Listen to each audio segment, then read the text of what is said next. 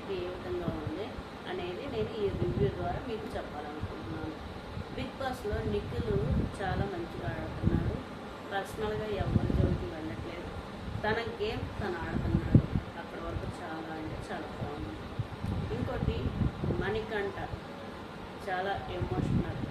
ఫ్రెండ్షిప్కి మారు పేరు అని అంటే అది వేరే టీంలో ఉన్నా కూడా ఫ్రెండ్షిప్ ఇచ్చే వాల్యూ మణికంఠ. అది బాగుంది, చాలా బాగుంది.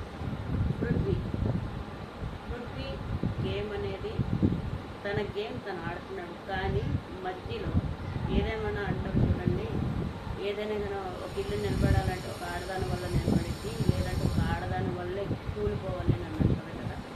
అలానే ఈ గేమ్లో సోనీ వల్ల పృథ్వీ గేమ్ అనేది, ఈ నిఖిల్ గేమ్ అనేది కొంచెం డ్యామేజ్ అనేది జరుగుతుంది.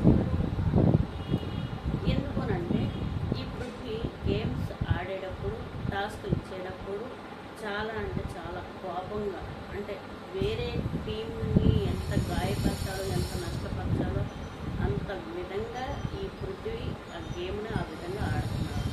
కాబట్టి తన గేమ్లో కొంచెం అనేది చేంజ్ చేసుకుంటే బాగుంటుంది. కానీ నేను చెప్పినా కానీ నాకు అనిపించదు కాబట్టి పర్సనల్గా మీకు షేర్ చేస్తున్నాను. ఇంకోటి విష్ణుప్రియ.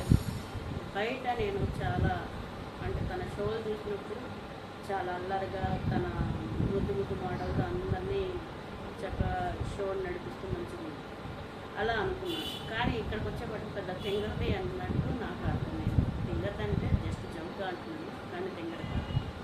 కానీ ఆమె ఆడే ఏదైతే ఉందో కొన్ని పదాలు ఉంటాయి కదా, కొన్ని పదాలు మనం ఎక్కడ ఎలా ఉన్నామో, ఎలా బిహేవ్ చేస్తున్నామో అనేది ఆచి చూచి మనం మాట్లాడాలి. కాబట్టి ఎక్కడైనా కానీ తననే కాదు, నేననే కాదు, ఎవరైనా కానీ ఒక మాట మాట్లాడేటప్పుడు ఆచి చూసి మనం ఏ ప్లేస్లో, ఏ ప్రదేశంలో, ఏ ప్లేస్లో ఉన్నామో కొంచెం మైండ్ పెట్టి మనం మాట్లాడాలి.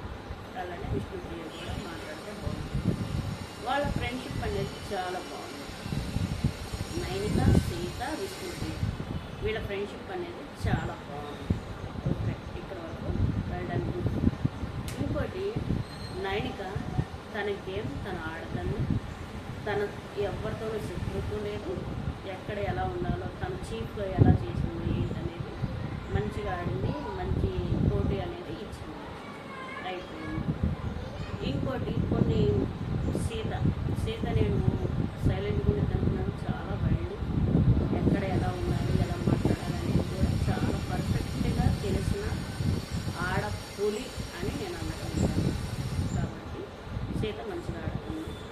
ఇంకోటి యశ్విని కన్నింగ్ అంటారు కదా, అంటే వీళ్ళు ఇలా ఉంటేనే వీళ్ళతో ఉంటాను, లేకపోతే నేను లేదు అన్నట్టు. కాబట్టి ఈ గ్రూప్లో నిఖిల్, సోనీ, పృథ్వీ గ్రూప్లో ఈ యశ్విని కూడా జాయిన్ అయిపోయింది. చీఫ్గా ఉన్నప్పుడు యశ్విని ఈ అమ్మాయిని సోనీని సేవ్ చేసి తన గ్రూప్లో జాయిన్ చేసింది. కానీ తర్వాత మళ్ళీ అదే చీఫ్కి వెళ్ళిపోతుంది ఈ సోనీ అన్నమాట. ఇంకోటి ఇక్కడ ఇంకా కొంతమందిని చూసుకుంటే మరి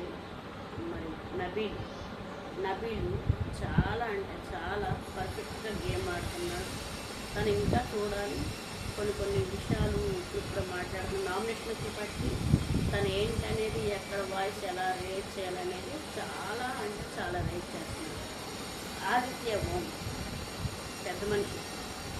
ఈ బిగ్ బాస్ 8కే పెద్ద మనిషి ఎవర్రా అంటే మన ఆదిత్య ఓం గారు. చాలా మంచిగా ఆడుతున్నారు, చాలా పర్ఫెక్ట్గా ఉన్నారు. చాలా అంటే నాకు మంచిగా అనిపించింది. ఆయన గేమ్ కానీ, ఆయన బిహేవియర్ కానీ నాకు చాలా మంచిగా అనిపించింది. ఇంకోటి కొంతమంది ఉన్నారు, గెలిపోయిన వాళ్ళ గురించి నేను మాట్లాడాలనుకుంటుంటే ఇప్పుడు ఉన్న వాళ్ళ గురించి నేను మాట్లాడుతున్నాను. పృథ్వీ పని చేయడు, పని దొంగ. నిఖిల్ పని చేస్తాడు, సోనీ పని చేయదు. సోనీ అయితే పని చేయదు.